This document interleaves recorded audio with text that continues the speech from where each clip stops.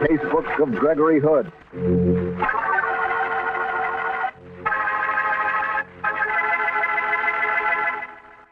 Tonight, listen to the story of The Double Diamond. Another exciting adventure from the Casebook of Gregory Hood.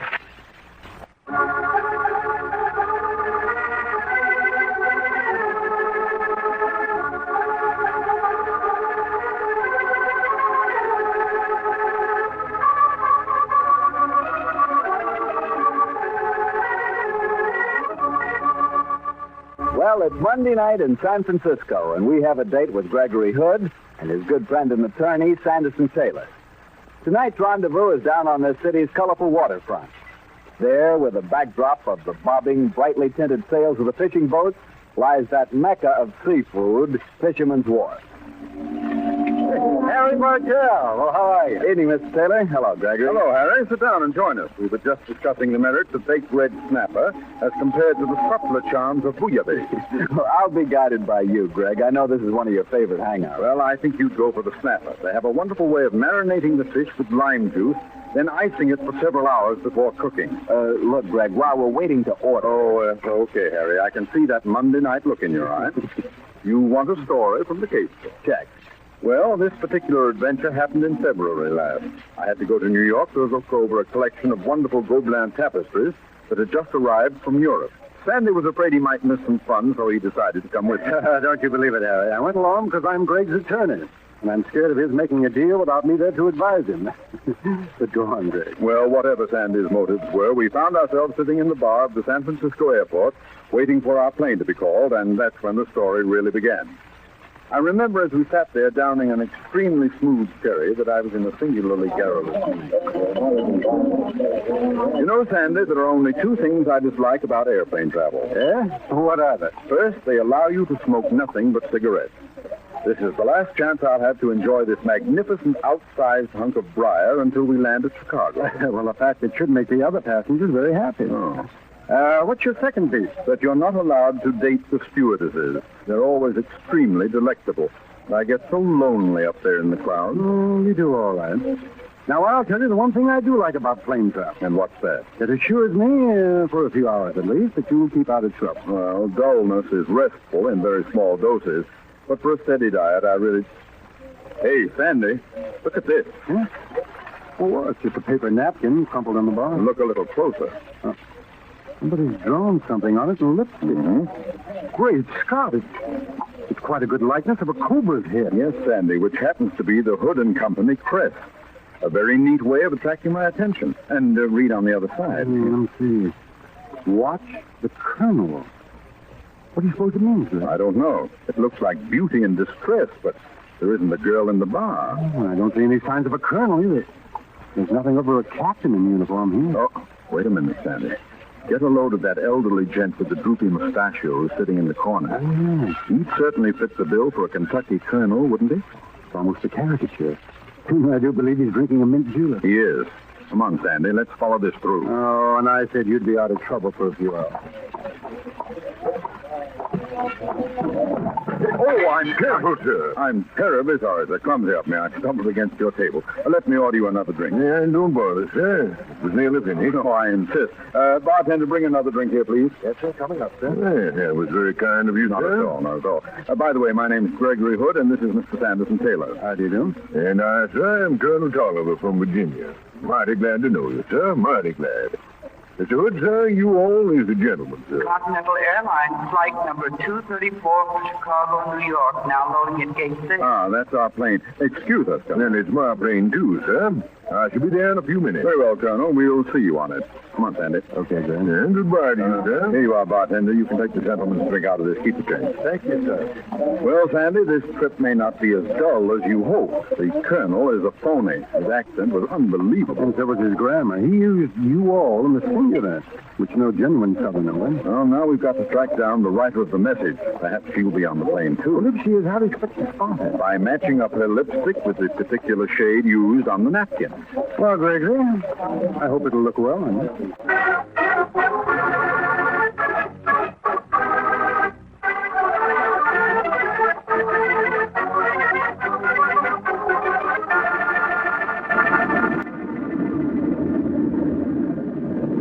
smooth flight, isn't it? Yes, sir. No, Gregory. I've been watching the Colonel for over an hour now. Nothing's happened. Me, I'm getting sleepy. I've been watching more than the Colonel. Did you notice that girl sitting 3 seats behind us? Yes, even my tired old eyes spotted her. I also noticed that she was wearing quite a beautiful diamond pendant. Yes, it's a splendid specimen, too. The diamond, that is. And so is the girl. But the most interesting thing about her is the shade of lipstick. Elementary, my dear Taylor. It's a little hard to gauge the exact tint from here. I think a closer examination is indicated. I won't be a moment. Oh, sure, yes, Greg. Well, I'll see you. Hello? Were you speaking to me? It's all right. I got your message. You can consider the Colonel watched. By the way, who is he? And for that matter, who are you? I haven't the faintest notion what you're talking about.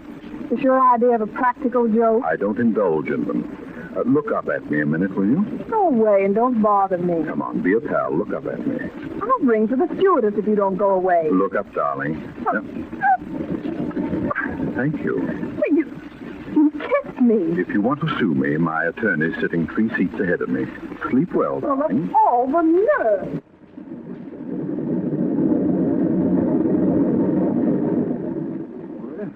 Back so soon, Greg? Don't tell me she repulsed you. It's a funny thing. The girl pretended not to know me. Yet I'll swear her lipstick was the exact shade, which might prove nothing, of course. Well, we'll soon see. I wipe off this delightful artificial rosebud I just stole with the same napkin. So, how do they compare? It's exactly the same shade, Sandy. Oh, that doesn't really prove she's the one that wrote the note.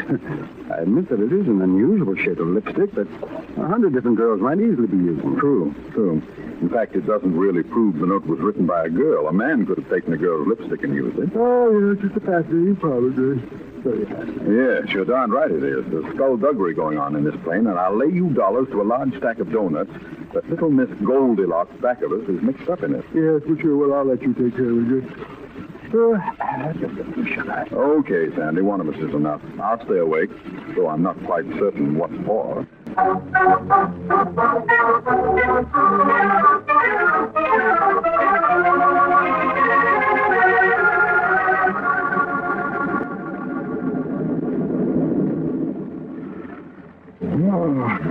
Mr. Hood. Please wake up, Mr. Hood. Oh, hello. The stewardess. Don't tell me we're landing. No, Mr. Hood. But there's been trouble on the plane. Oh, really? I knew you were an amateur detective, and I hoped you'd help me. Well, I'll do my best. What's happened? The girl sitting 3 seats behind you has been robbed as she slept. The honey-colored girl with the diamond pendant? Yes, only her pendant no longer contains a diamond. Stolen it? Yes. Her name is Miss Terry Shaw, and she's booked through to New York. I see. By the way, what's your name? Jane March. Oh, well, tell me, Jane, there's a Colonel Tolliver on the plane. What's his destination? Chicago. And how far out of Chicago are we now? Nearly an hour. Oh, then we have to work fast. Let's go and talk to Miss Shaw. Lead the way, Jane. She's waiting in the galley nook at the rear of the cabin. Hello again. Hello, I hear you're in trouble. Yes, the diamond's been stolen from my pendant. Mr. Hood, I'm sorry I was so abrupt with you earlier on. Oh, that's all right, Terry. My approach must have seemed a little startling. May I look at your pendant? Yes. As you see, the diamond is pried out of its setting. At least, anyway, it would only have taken a second. When did you go to sleep, Miss Shaw? About an hour ago. And you're sure the pendant was intact then? Oh, yes, Mr. Hood. I went forward in the cabin to return a magazine. After I'd come back to my seat, I remember fingering the diamond as I dozed off. Jane, do you remember how many people on this plane passed Miss Shaw's seat in the last hour? Well, I only noticed 2. The gray-haired lady sitting up in front, and Colonel Tolliver, the man you were asking about, Mr. Hood. Oh, well, I'll have a little talk with him. But before I do, I want to ask you to look at this note, Terry. As you see, the message on it is scribbled in lipstick of the exact shade that you're using. What's the Colonel? You didn't write that, Terry? No, I certainly didn't. That's odd. Well, before we start disturbing any of the other passengers, I'll have a talk with Colonel Tolliver. I know he's a phony. I'll go back to your seat, Miss Shaw, and pretend to be asleep. Very well, Mr. Hood, and thank you. And Jane, you pretend to be preoccupied with your coffee jugs. I don't want him to smell a rat. Right you are, Mr. Hood.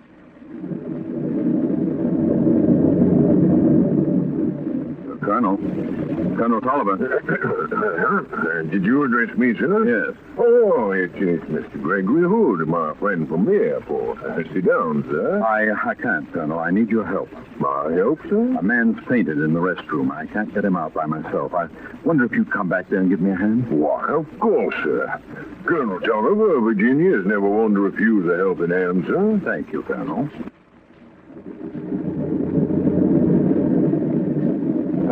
Here we are, Colonel. Poor fellow, I do hope that...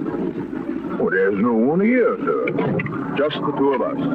It's cozier that way, Colonel. Mr. Hood, sir, this is an outrage. You all is no gentleman. And you all is no southerner. You all is a jewel thief. If I were a younger man, sir, I'd Skip it, and tell me where you've hidden the ice. I'll repeat, sir. If you're not going to play ball, you fugitive from Central Casting, I'm going to search you. As you pointed out, I'm younger than you all are, and I don't think you can do anything about it. Yes, I can, Hood.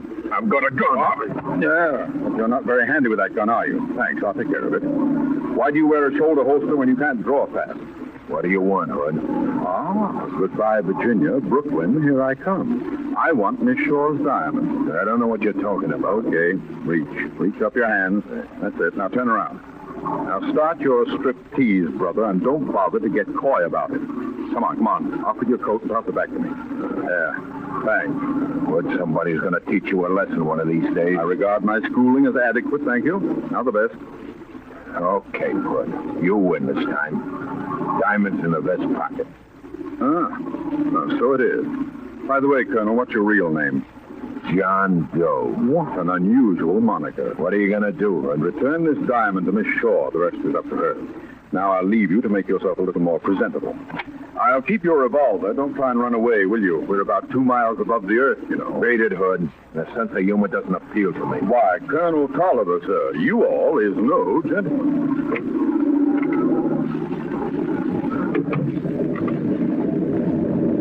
Any luck, Mr. Hood? Yes, Jane, I got it. Oh, wonderful.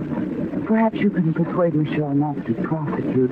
Our airline would certainly appreciate it if you didn't. The publicity would be bad. I'll see what I can do. Oh, I'm so grateful to you.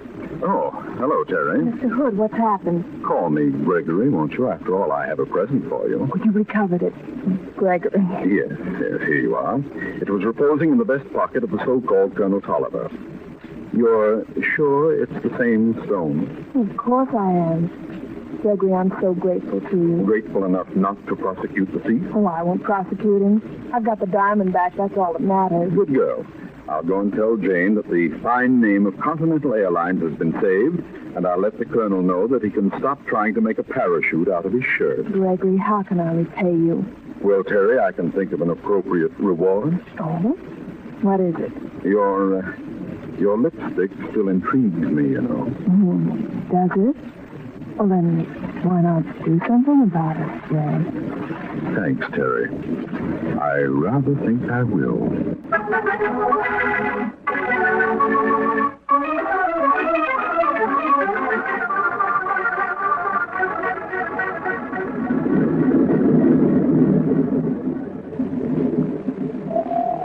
Sandy. Wake up, Sandy. Yeah, what's it? Oh, We're coming into the airport at Chicago. oh, are we, Greg? Yes. Oh, right. Well, Greg, it's been a nice, quiet trip after all. Oh, yes, very quiet. All that's happened since you've been asleep is that a diamond's been stolen from a very beautiful girl. I've just recovered it for her. Her gratitude was boundless. A diamond was stolen. Oh, Greg, you're kidding. I'm perfectly serious. Well, tell me about it. Okay, and I'll start at the most interesting point. As you know, in my trade, I've had to develop a good eye for gems. Uh-huh. And I'll swear by my old father's finest brandy that the diamond which I recovered is not the same stone as the one that was stolen. No? Sandy, this case has only just started.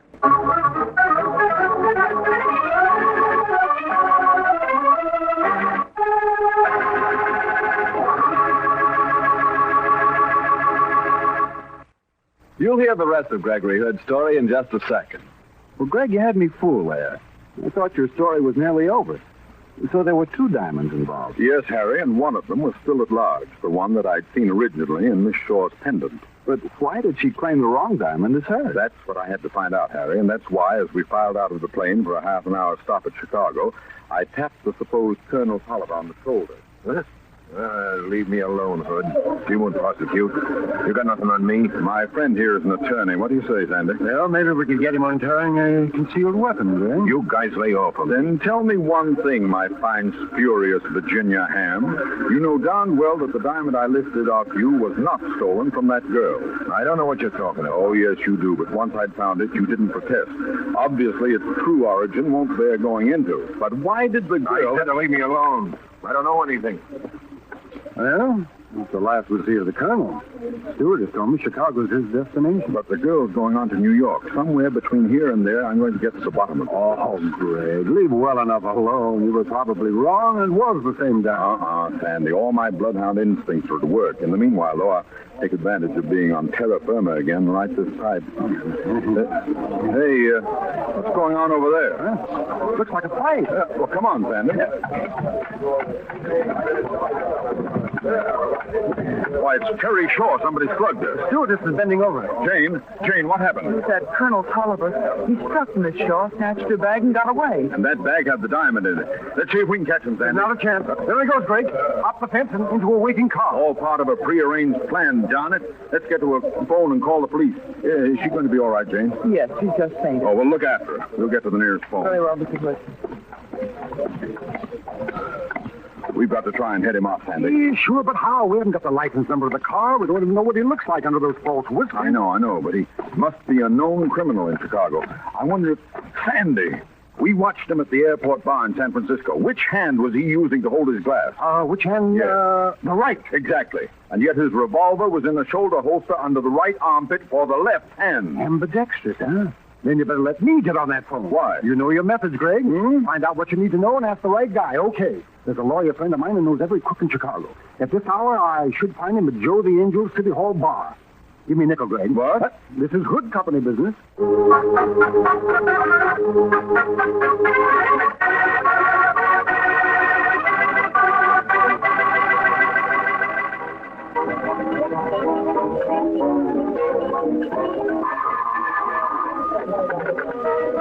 Joe the Angel, City Hall, boy. The Angel's speaking. Is John J. Malone there? Oh, sure.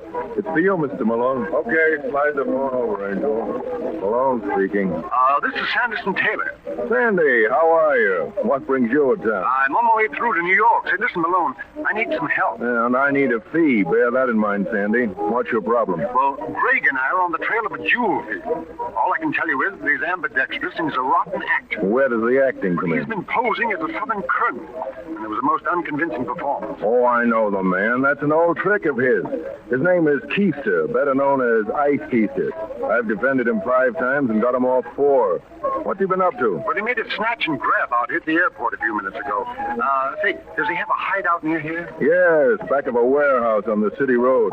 It's just a shack kitty cornered across from a bar called Purple Cow. Purple Cow. Well, fine. Much obliged, Malone. I'll see you on the way back. Fine. I hope you catch him, Sandy. Yeah, so do we. Yeah, but my motives are different. If you catch him, he'll be sure to hire me. And that blonde hat check girl at the casino has such expensive taste. So long, Sandy.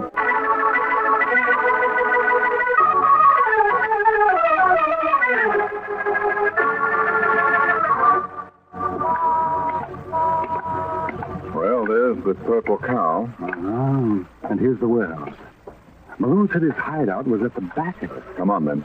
You still have his revolver? Yes, now keep it handy. I'm afraid he'll feel a little frustrated when he sees us again. This must be the shack, then.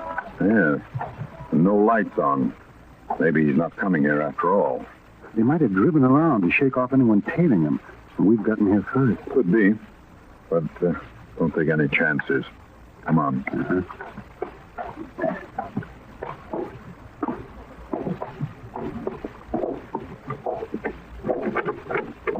Front door's locked. This window's open.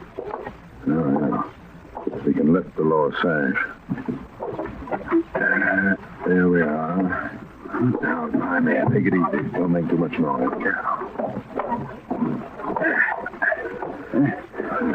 I'll strike a match, Greg. Keep it below window level. We don't want to advertise our presence. Well, I guess this is what passes for the living room. Let's sit down and wait for them. Here's a car now, Greg. And it's turning into the alley, too. Yes, it's him, all right. We've timed this perfectly, Sandy. Got your gun handy? It's pointing straight at the front door.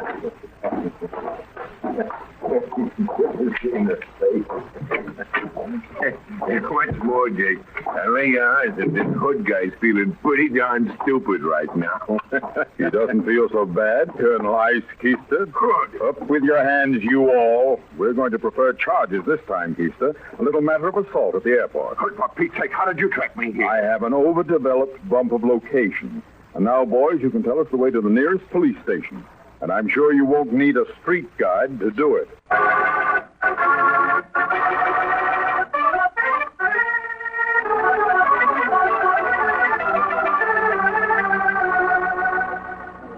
Continental Airlines, Flight 234 for New York. Loading in 10 minutes at Gate 4. Well, how convenient that the plane was delayed half an hour. They might have gone off without us. As it is, we've time for a drink. What will it be? Well, I'll have a glass of sherry. 2 dry sherries, please. Yes, sir. Hey, Greg, you still think there was another diamond? I know there was, Sandy. Where the heck is it? I wish I knew. Well, hello. Look who's coming in. Oh, well, it's Miss Shaw. Oh, Gregory, you really are wonderful. The stewardess told me you got my purse back. Yes, Cherry, and the diamond. Oh, do you care for a drink? We're not loading for 10 minutes. What are you having? Sherry. I'll have the same. Make that 3 sherries, please. Coming up. How you feeling, Miss Shaw? That blow didn't do any visible damage. Well, I think I just fainted with fright. Well, I must say my chin's awfully sore. Well, I'm glad you're all right, Terry. Oh, Sandy, do you have some tobacco? Here. In the midst of all this excitement, I've forgotten to have that pipe I promised myself. That's time for at least a third of a pipe full before we get on the plane. Before you light that monstrosity, I've got a reward to give you for getting my bag back. Hmm? Turn your head a moment, Mr. Taylor, please. Oh, dear me. That's good. Aren't you afraid of shocking the barkeep, Terry? His back's turned. Gregory. Turn around, Sandy. This is interesting, Miss Shaw. Your lips might make a man forget almost anything, but I think it's a little odd that the girl I'm kissing should reach for the pipe in my breast pocket. Huh? What are you talking about, Greg? You'll soon see. I'll smoke that pipe now, at last. But Gregory... Yes? Well, No, don't worry, darling. The heat won't damage your diamond. Well, Greg, what do you mean? Look at the result of my fondness for outsized pipe bowls. See what's been hiding in here, Sandy? Oh, great Scott. It's the original diamond. Sure it is. This cunning young lady went to the front of the cabin to return a magazine, she said. Actually, she slipped the diamond out of its setting, hid it in the bowl of my pipe while I was sleeping, and then reported it stolen. you must admit it was clever, Greg. Oh, it was brilliant. Too bad your cleverness has led you on the wrong side of the law. Yes, but Greg, well, why? Oh, think what she accomplished. The searching of the colonel and the acquisition of his diamond. Then she did write that message in lipstick. Sure, she put the finger on the colonel, knowing that he'd thereby become the first suspect. The prettiest hijacking trick I've ever seen. I was rather proud of it. You knew that Keister was carrying the loot from San Francisco to Chicago, and you devised this plot whereby I, in person, should lift the loot from him and return it to you. Yes, but the original diamond, the one that she took out of her pendant and hid in your pipe while you were asleep. She knew that she'd intrigued me sufficiently to find an opportunity to get it back before I discovered it. Darn it, Greg, you've ruined a beautiful plan. For a young woman in all my experience in law, I've never seen such complete self-possession. Or you're an admitted thief. Have you no conscience? Absolutely none. What are you going to do, Greg? The original diamond is presumably yours. You may keep it here. The other diamond, the one I lifted from Keister, I shall return to the San Francisco police. Doubtless they'll know where it came from. And what are you going to do about me? Sandy, you're my attorney. I imagine we can prosecute, can't we? Oh, yes, we can, but I know what happened. She'd simply say she'd made a mistake in identifying the jewel, smile at the jury, cross her legs a couple of times, and walk out. Here's your drinks, folks. Oh, yes, thank you. Well, you asked me what I'm going to do with you, Terry. I'm neither a representative of the law or a moralist. But if you do get away with this, I warn you I shall be on your trail. Well, sounds cozy. Crime really doesn't pay, darling. I'll make it my mission to prove that fact to you. Oh, conscientious, aren't you? In the meanwhile, I'm going to drink a toast to you. I pledge the good fortune which has presented me with such an ingenious and attractive criminal antagonist. It's been fun crossing swords with you. Thank you, sir. And I shall drink to a return engagement, Gregory. And I shall drink to the amazing good fortune that has enabled Gregory Hood and Company to be successful when it's headed by sentimental idiots. Amen to that, Sandy.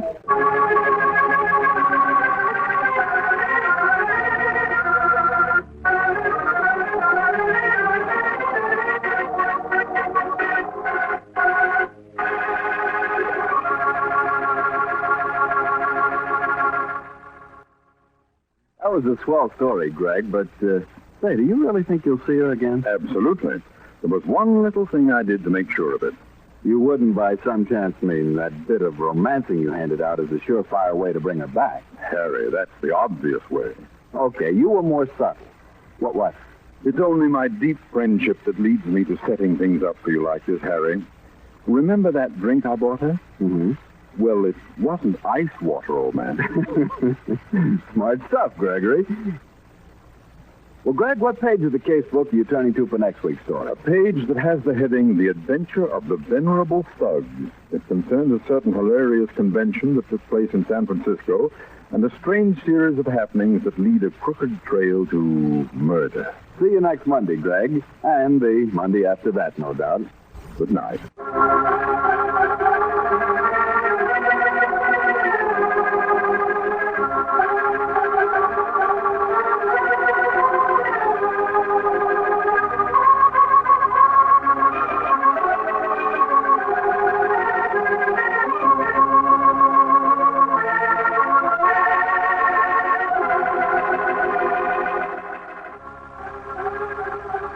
The Casebook of Gregory Hood is written by Dennis Green and Anthony Boucher. Original music composed and played by Dean Fossler. Gail Gordon plays the part of Gregory Hood, and Sanderson Taylor is played by Howard McNear.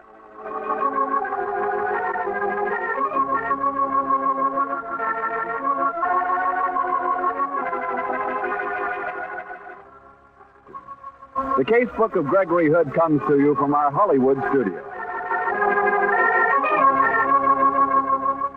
This is Harry Bartell saying good night. This is the Mutual Broadcasting System.